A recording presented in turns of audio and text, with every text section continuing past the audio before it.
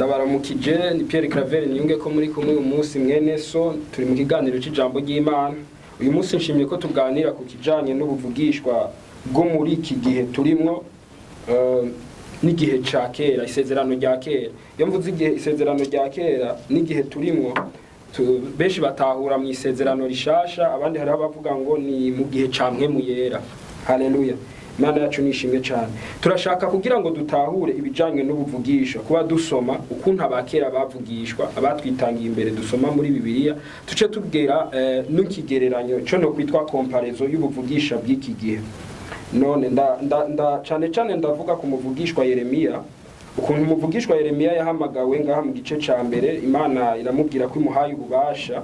Ndasoma ku gice ca mbere ku murongo w'10 haravuga ngo raba uyu munsi ngushizeho kugira ubushobozi ku mahanga no ku bihugu by'abami bwo kurandura no gusangangura, guhonya no gukomvomvora, bo no kubaka no guteragira. Amen.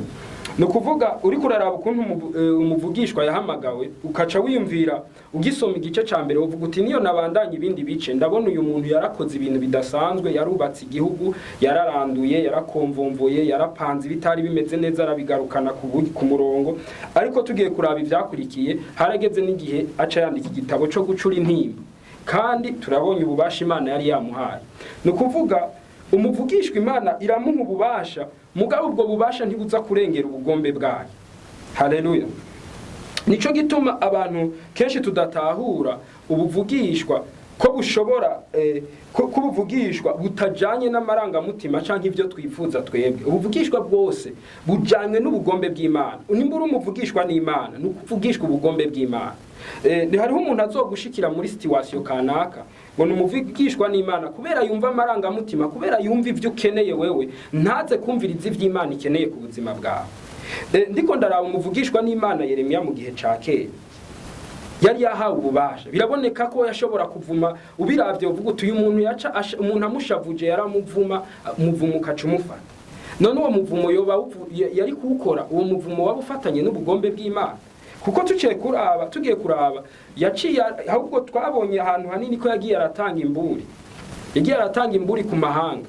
Rero tuko turaraba abavugishwa ba kera barabavugishwa, wasanga igihugu gifise umuvugishwa umwe canke babiri. Tubonye mu gihe ca Dawidi hari wavugishwa n'Imana Nathan, mu gihe c'abami turabona ba Elisa, ba Eliya, abo bose turabona ko barabavugishwa n'Imana bakomeye. None abo bavugishwa bariko baragaragara muri iki gihe. Nimba batagaragara ni kubera iki? Kandi cari igihe bategerezwa kugaragara mu buryo busumba n'uru rugezo abakera bagaragaye. Ni kubera habaye ikibazo cabereye he? Cabaye mu kwakira ijambo ry'Imana, mu kumenyeshwa ivy'ubwami bw'Imana. Kuko Imana yaratubwiye ngo tuze tubanze twitwararika ivy'ubwami bwayo no kugororoka, ngo ibindi byose bizotubera inyongera. Ariko abavugishwa biki gihe ikintu baca bakira n'igiki? Baca baja kuvuga ivy'amaranga mutima, baca babona ivy'isi ikeneye, akaba ari byo bagomba gukemura, ariko ntibagombe kuraba ivy'Imana ikeneye mu bantu, ngo bavugishwe biciye mu gikorwa Imana yakoze arico Kristo. Ubuvugishwa bwose bukaza bushingiye kuri ryabuye ariryo Kristo, kuri rya nyubako ariyo Kristo. Nico gituma muri iki gihe tuzosanga abantu benshi turiko turishaka mu buvugishwa, kuko turazi yuko ariyo ngabire yubashwe, turazi ko ariyo ngabire kurikirwa n'abantu benshi, ku buryo aho abantu bafashwe nico no kwita magi, impwemu ya divination yabajemwo, bakavuga ati wewe ndazi, ati we ntiwitwa uku, atubayeho guta, akabanza kukubaza ngo noshobora kukuvugishwa ko, tukazokwisanga mu bintu nk'ivyo. Niho abantu benshi bariko barazimirira. Ariko turabona abavugishwa n'Imana bahamagawe, Imana iravuga ati, irabarandika, aravuga ngo ukuboko kw'Imana kwanje ko, akavuga ngo ndaguhaye ububasha. Abo bavugishwa barabantu barabonye izo ngabire zababereye fardo, zababereye umutwaro, kuko bari bazi yuko ivyipfuzo byabo, ivyo bashaka ku mahanga yabo ari byo bizoshika. Muga mu nyuma Yeremiya yandika igitabo cyo gucura intimba, kubera yaratanze imburi, akavuga ati yoba yarafashe umwanya gasenga, kuko Imana yavuze ngo ndaguhaye ububasha bwo kurandura no guteragira, akavyatura akavuga ati ndavuze habibi. Mugabo mu gihe abo Imana yari yamutumye ko, umwami ivyo Imana yari yamutumye ko batemeye kubikora, ico gihe ntivyakoretse. Hariho principe rero zo kubuvugishwa, novuga nk'itegeko ubuvugishwa bukurikiza, nuko igikorwa Imana ibishaka, ubugombe bw'Imana buba hevere canke buhishurwa mu buvugisho ubwo ari bwo bwose. Imana yacu nihabwa icubahiro. Nico gituma abantu benshi iki gihe turiko tutwagwa n'ubuvugishwa kubera ibintu dukeneye canke dukenye, turiko turumviriza ibiryohera amatwi bisunitswe n'amaranga mutima, kuko isi igeze habi, kuko isi igeze ahantu igeze ku muhero. Turiko turatwagwa n'amaranga mutima y'ivyiki gihe, aho Bibiliya ivuga ko iriko irashirana n'ivyabo, tukarondera Imana bivanye n'ivyo dushaka kwidukorera, ahubwo ntituyirondere bivanye n'iciri, bivanye n'ico yakoze, bivanye n'uko ari Imana, ari data Imana yacu, ngo twikonekte kuba mu bana bayo. Ahubwo twebwe tugomba yuko Imana itwuzuriza ivyo abandi bariko bararonka, bamwe batanaciye mu buvugishwa. Imana yacu nihabwa icubahiro. Nico gituma rero bene data, turashaka gusoma tukarimbura ijambo ry'Imana, tukavuga tuti turakeneye kubona abavugishwa nk'aba, turakeneye kubona ba Yeremiya, turakeneye kubona ba Elisa, turakeneye kubona ba Eliya, mugabo batavugishwa ubugombe canke amaranga mutima y'umubiri yabo, bavugishwa ubugombe bw'Imana. Kandi abo bantu nabo Imana irabakeneye. Iriko irahamagara Yesaya iramubwira ati nabuze uwo notuma. Yesaya aravuga ati ntuntume ndemeye, ati ndi umunyaminwa yanduye. Urumva ntikeneye umugororotsi canke udakora ibyaha, ikeneye umuntu yitanga akirekura, ayitiza umunwa ikavugiramwo. Imana ikeneye umuntu ayitiza umunwa ikavugiramwo. Pe porti curi no munsi, ntiwite kucuri, ntiwite kuciriga urubanza wiyumvamo, niwirekure gusa Imana irakuvugisha. Imana irakeneye abantu ivugisha, batavugishwa amaranga mutima, batavugishwa ibijanye n'imikate cyane, mugabo bavugishwa ibijanye na Kristo, bahishura Kristo muri vyose. Haleluya. Nje tumubuvugishwa bw'iki gihe warukwiye kwakira nimba ugomba kuzorokoka. Ntabwo mwene data ari ubuvugishwa ni bwiza, ntabwo ari ubuvugishwa ngo ingurakize canke inguraronse ibi. Ni byiza biraryoshe kubironka, mugabo hariho ubuvugishwa twari dukeneye. N'ubuvugishwa buduhishura bukatwegereza Kristo, bukaguma buduhishurira ico Kristo ari. Ubwo nibwo dukeneye. Haleluya. Kandi ni gihe ubuvugishwa bwacu busunikwa na mpwemu yera twaronse. Navuze ko nkitangura ko turi mu gihe ca mpwemu yera, ndiko ndatandukanye n'igihe ca cisezerano rya kera. Haleluya.